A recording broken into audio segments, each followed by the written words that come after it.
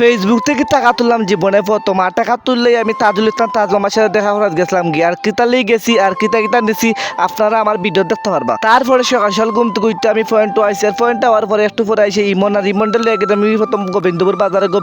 গিয়ে মোটরসাইকেল তেল ভরা পরে গেলাম